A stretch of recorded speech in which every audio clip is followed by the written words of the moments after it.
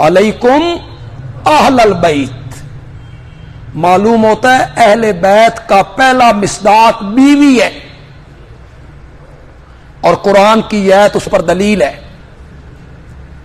سب سے پہلا مصداق اہل البیت کا بیوی ہے۔ وہ جو آپ نے سورۃ احزاب میں پڑھا،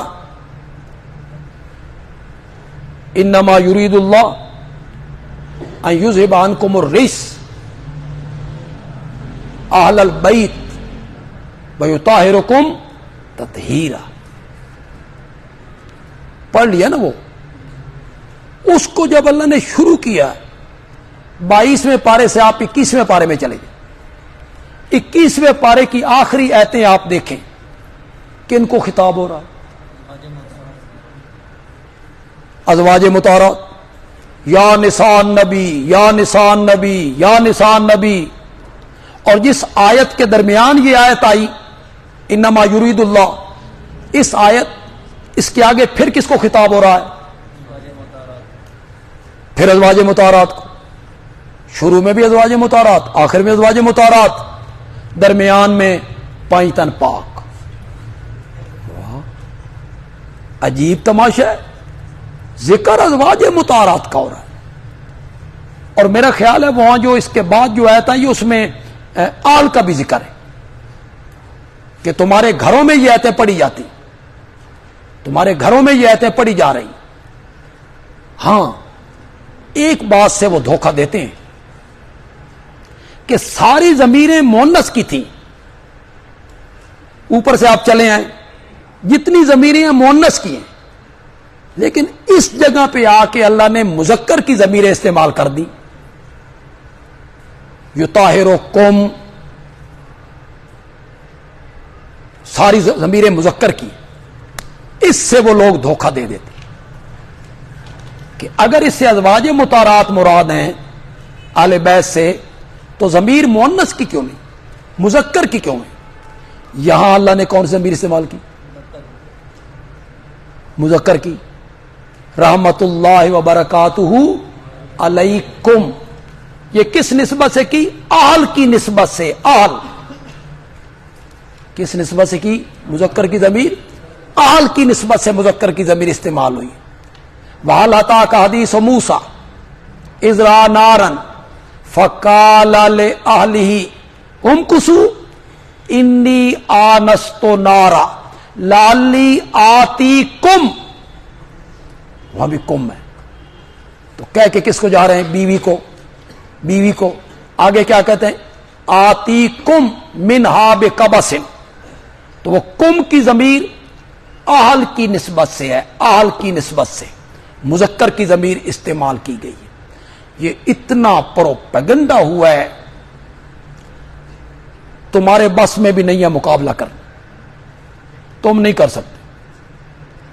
جو کوئی غریب کرے گا اسے اس طرح نشانہ بنائیں گے نا، یہ سارے کو کفر کر دیا اس بندے نے، لیکن یہ تمہارے بس کی بات نہیں۔ سچی سچی بات کریں آپ، سچی سچی۔ یہ جو ہمارے اشاعت و توحید والے ہوں یا اہل سنت کی اور جماعتیں ہیں، یہ جب جلسے کا عنوان رکھتے ہیں عظمت صحابہ و اہل بیت، عظمت صحابہ و اہل، ان کے دل میں کیا ہوتا ہے؟ حضرت عائشہ، ازواج مطہرات، دور دور تک بھی ان کے ذہنوں میں نہیں ہوتا ہے۔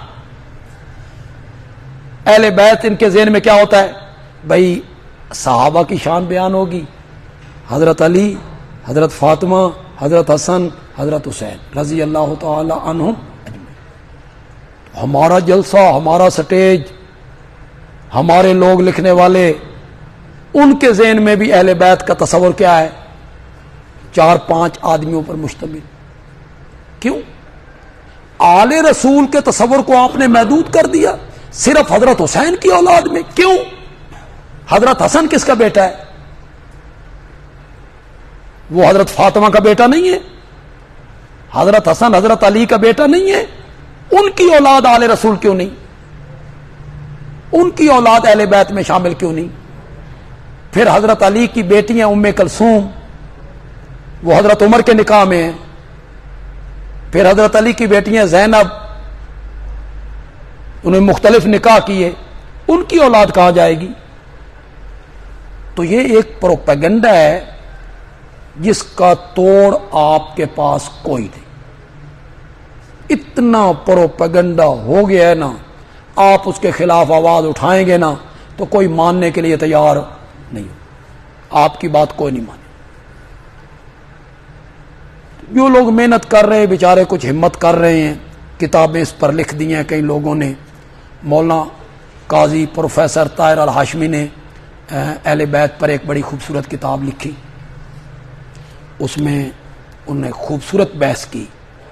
ہاں جی، تو ہمارے مولانا قاضی یونس صاحب لاہور والے، وہ ازواج مطہرات پر ایک کتاب مکمل ہو چکی ہے تقریباً ان کی، کہ اہل بیت ایک ایک بیوی پر تبصرہ کیا جائے، ان کی سیرت، ان کی عظمت کو ذکر کیا جائے. تو اہل بیت کا پہلا مصداق جو ہے وہ کون ہے؟ ہاں، اہل بیت پہ میرا رسالہ بھی ہے، میں نے اپنے رسالے کا ذکر نہیں کیا. یہ جو شادی کارڈ پہ لوگ لکھتے ہیں، ہمیں دعوت دیتے ہیں، ہاں جی، اس پہ لکھتے ہیں ما اہل و ایال، نام لکھتے ہیں، پھر لکھتے ہیں ما اہل و ایال. اس کا کیا مطلب ہوتا ہے؟ بھئی جو بیٹی تم نے کراچی شادی کر کے دی تھی وہ. اچھا، آپ سے کوئی پوچھے گھر والوں کا کیا حال ہے، کون مراد ہوتا ہے؟ بیوی مراد ہوتا ہے.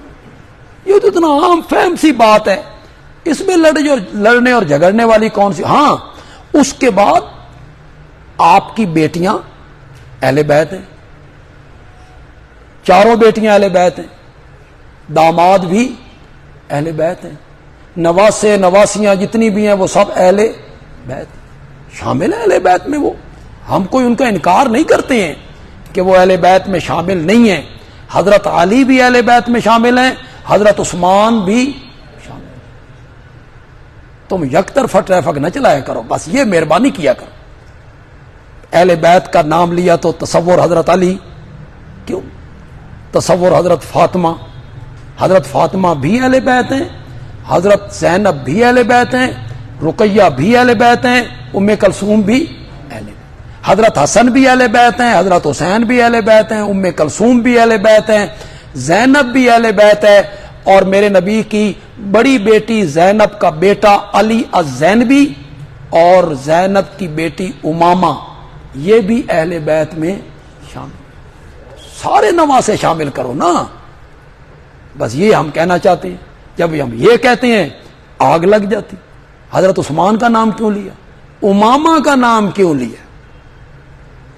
اور بعض اوقات تو میں بیان کرتا ہوں تو لوگوں سے کہتا ہوں اس سے پہلے جن جن کو پتا تھا کہ امامہ آپ کی نواسی ہے وہ ہاتھ کھڑے کرو، تو پورے مجمع میں 3-4 بندے ہاتھ کھڑے کرتے. پتہ بھی نہیں لوگوں کو کہ آپ کی کوئی اور امامہ آپ کی نواسی ہے نا، حضرت زینب کی بیٹی ہیں. اور بخاری میں کہ جب آپ گھر میں نماز پڑھتے تھے تو یہی آپ کی پشت پہ آ کے بیٹھ جایا کرتی تھی، اور آپ سر نہیں اٹھاتے تھے جب تک یہ اترتی نہیں تھی. بلکہ بخاری میں تو یہ بھی ہے کہ جب آپ دوسری رکعت کے لیے اٹھتے تھے تو پھر امامہ کو ساتھ اٹھا کے اپنے کاندھوں پہ بٹھا لیا کرتے. بخاری میں تو یہ بھی، یہ نفلی نماز ہے، یہ آپ کی نواسی ہے امامہ. کہیں سے ہار آئے مال غنیمت میں، ایک ہار بہت خوبصورت تھا. صحابہ نے پوچھا یا رسول اللہ یہ کس کو ملے گا؟ آپ نے فرمایا جس کے ساتھ مجھے سب سے زیادہ محبت ہوگی. تو صحابہ گفتگو کرنے لگ گئے، اے ہار تے حضرت عائشہ دے گھر گیا کہ نبی پاک کو حضرت عائشہ سے محبت ہے. تو ہار کی تقسیم کا وقت آیا تو آپ نے فرمایا میری بیٹی امامہ، میری نواسی امامہ کو بلاؤ۔ تو وہ ہار آپ نے امامہ کو دیا، اور پہلے کیا کہہ چکے تھے؟ میں اس کو دوں گا جس کے ساتھ مجھے سب سے زیادہ پیار۔ اور یہ آپ کو پتہ ہے، یہ میں اب آپ سے ہاتھ کھڑے کرواؤں گا، کتنوں کو اس بات کا پتہ تھا کہ حضرت فاطمہ نے اپنے انتقال کے وقت حضرت علی رضی اللہ تعالی عنہ سے کہا تھا میرے بعد شادی کرنی ہے نا میری بھانجی امامہ نال کرنی ہے، اور حضرت فاطمہ کے انتقال کے بعد حضرت علی نے اسی امامہ سے شادی کی تھی۔ کتنے طالب علموں کو پتا تھا؟ یہ اب طالب علموں کا حال ہے، عوام بیچاروں کا کیا حال ہے؟ یہ ہے نا پروپیگنڈا۔ مزہ آیا نا؟ کیسا پروپیگنڈا کیا انہوں نے، ہر چیز بھلا کے رکھ دی۔ یہ ہمارے خطیب اور علماء کرتے ہیں، بیان کرتے ہیں، مجال ہے یہ بیان کرے۔ اب اس بیان کرنے میں کسی کو تکلیف کیوں ہوتی ہے جی؟ تعارف تو کراؤ۔ علی الزینبی جو حضرت زینب کا بیٹا ہے، فتح مکہ کے دن یہی میرے نبی کے ساتھ تھا، یہی میرے نبی کے ساتھ تھا۔ وہ جو میرے نبی نے فرمایا تھا کہ میرے کاندھے پہ آؤ اور تصویریں توڑو، اس نے کہا یا رسول اللہ میں کیسے، آپ میرے کاندھے پہ آئیں؟ تو آپ نے فرمایا تم میرا بوجھ ہو، کیوں نہیں اٹھا سکتے؟ حضرت علی کی عمر تو 29 سال تھی، فتح مکہ کے دن کتنی تھی؟ 29 سال۔ حضرت ابو بکر جب بوجھ اٹھا کے لے گئے تو ان کی عمر 52 سال، 50 سال تھی۔ کتنی؟ 50 سال۔ 50 سال کا ابو بکر اٹھا لیتا ہے، 29 سال کا کڑیل جوان حضرت علی نہیں اٹھا سکتے۔ کیسے آپ کا دل مانتا ہے یہ؟ پھر یہی ماننا پڑے گا۔ یہ جو علی تھا زینبی، اس کی عمر اس وقت 14-15 سال تھی، 15-16 سال۔ اس وجہ سے میرے نبی نے کہا تھا تم میرا بوجھ نہیں اٹھا سکتے۔ یہ غزوہ یرموک میں، جنگ یرموک میں کفار کے ساتھ لڑتے ہوئے اس نے جام شہادت نوش کی۔ آپ کا یہ نواسہ وہاں شہید ہوا تھا جنگ یرموک میں۔ تو اب لوگوں کو، ہمارے لوگوں کو یہ نہیں بتایا جاتا۔